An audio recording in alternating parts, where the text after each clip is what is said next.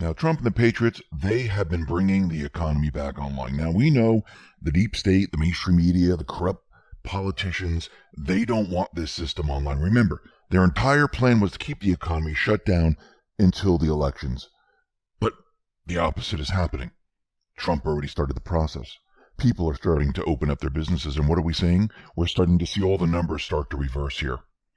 And they can't take it. They're continually pushing the idea that the economy is doing awful. The economy won't be able to recover. And it looks like we might have a second wave. They're doing everything they possibly can to keep this economy from expanding, getting back to where it was. And while all this is happening, Trump, his administration, they're working on trade deals. They're working on a trade deal with the UK right now. Now, will it be done by November? Most likely not. Why? Because Robert Lighthizer explains, it is almost impossible unless the members of Congress decided they want to do something extraordinary to have it actually come before the Congress before November. Do we think that's going to happen? Most likely not. Will it happen right after the election? I do believe so. Remember, the UK is leaving the EU, and I do believe that Trump, Boris Johnson, they will come to an agreement. There will be a trade deal, and the UK will be a hub into the US, bypassing the EU. And there's going to be many nations that will be using the UK to get to the United States, and vice versa. Now, here in the United States, what are we seeing? We're starting to see retail foot traffic coming back. The firm that collects this data by cell phone location is showing that people now are going back to the retail stores. They're going into the retail stores, and we're almost at that point where we were a year ago. And what they're showing right now, we're just about 10% below the level of a year earlier. That's pretty darn good. Think about it. The restaurants, the stores, they're not at full capacity yet. And a lot of states, their stores, their restaurants, their hair salons, they're not fully open. When everything completely opens up, we're going to be back to where we started. What else do we see happening? Well, they keep talking about unemployment, but the unemployment claims, they are dropping. We hit a peak around March 28th, and since then, claims have been falling. Yes, the total number has gone up, but what else do we see? Continuous claims are now declining. Now, what's very misleading is that they have initial claims since March. So these are just the initial claims, and they just keep on adding on to them. So it makes it look like we have so many people that are filing for unemployment.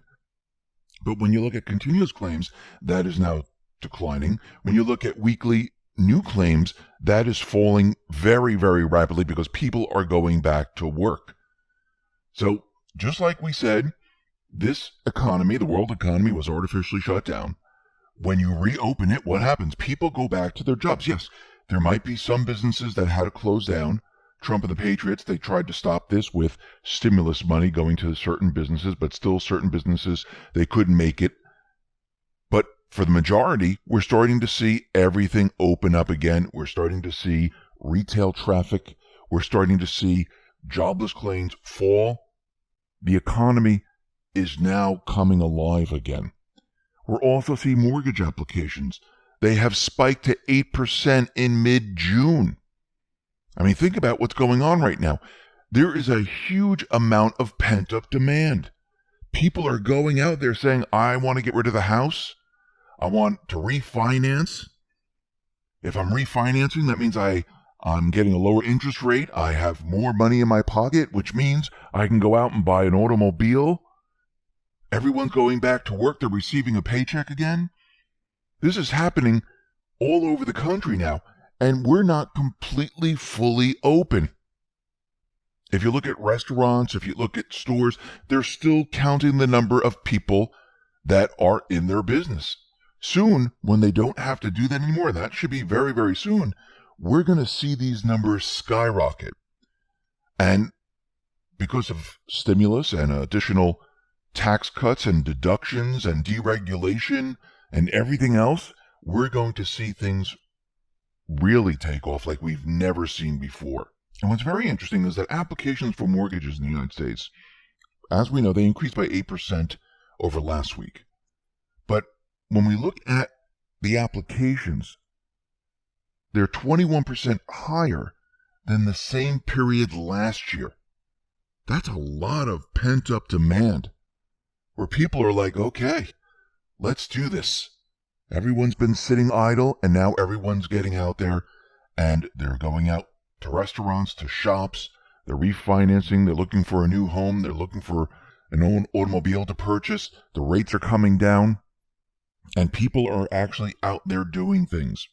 Now, what's very interesting during this whole pandemic, Trump, the Patriots, they have been pivoting, transitioning to the people's economy. And with each piece that they transition into, we can see that the new economy is definitely taking shape. Now remember, over the pandemic, what did we see? We saw the Fed being brought into the Treasury. Now, the Treasury, they'll be making an equity investment in each SPV and be in a first loss position. What does this mean? In essence, the Treasury, not the Fed, is buying all these securities and backstopping the loans. The Fed is merely acting as a banker providing finance. This essentially merges the Fed and the Treasury into one organization. In effect, the Fed is giving the Treasury access to its printing press. This means that in the extreme, the administration would be free to use its control, not the Fed's control, of these SPVs to instruct the Fed to print more money so it could buy securities and hand out loans in an effort to ramp financial markets higher going into the election. So Trump, he has taken control of the Federal Reserve, moving it into the Treasury. With this control, he controls the central bank system. Now, why does he want to do this? Is this the beginning stages of restructuring the Fed? Of course it is. Is he going to do everything all at once? No.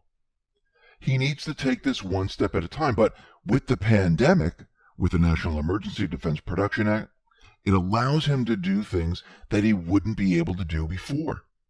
They've given him this power. And with this power, he can change the economy very, very easily.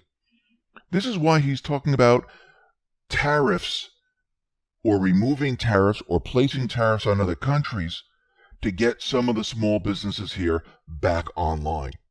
This is why he's talking about deductions for the restaurant industry. Now, he understands that the restaurant industry is hurting. It's going to take a little bit of time to get them back on their feet.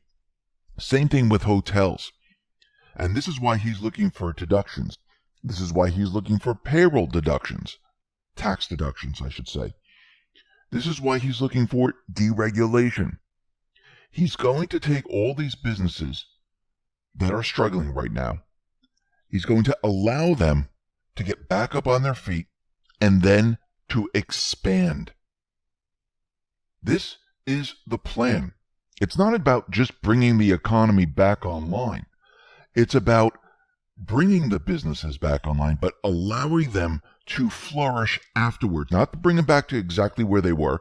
With deregulation, payroll tax cuts, deductions, it allows them to do more business than they've ever seen before. It allows the people to have more money in their pocket. Deregulation allows them to do things they normally couldn't do before. Bringing back more companies, more manufacturers into this country allows small towns to build up again, which means it will affect the smaller businesses, which in turn will affect the population of those towns. Some of these towns across America, they're struggling. Add on top of that the infrastructure bill, you see jobs, manufacturing, and much, much more happening all at once. This is about taking the central bank economy, the one that Deep State created, the central bank created, where they completely gutted the entire country. It's about bringing all of this back and rebuilding it from what they did. What did they do? Over time, they didn't rebuild the bridges. They didn't rebuild the roads. They didn't rebuild the airports. We don't have high-speed trains. They placed regulations, tons of them, so businesses couldn't expand. Actually, they shrunk under the heavy amount of regulations. Adding more taxes didn't allow businesses to expand. Actually, businesses shrunk or they were stagnant during this period of time. Trump now is reversing all this. And what are we seeing? We're seeing Trump and his administration having control over the central bank. We see businesses, they're all coming online. We're seeing some businesses, they're really taking off now. And Trump, almost every week or every other week, he's having a roundtable with small business owners, trying to understand what they need, what more he can do. And I do believe we're going to see another stimulus package because there's still businesses, there's still people that can't get back on their feet. And I do believe he's going to provide them aid so they can get back on their feet. This is not helicopter money. This is not paying people to stay home. This is to help people build a foundation, get their businesses back on their feet, helping people to get back into their jobs because there's certain states that are still locked down and some businesses that aren't fully open, so they're not bringing back all the employees. This is to help these individuals. I do believe the next phase and the phase after this, we're going to see the economy take off because he's going to do things like we've never seen before.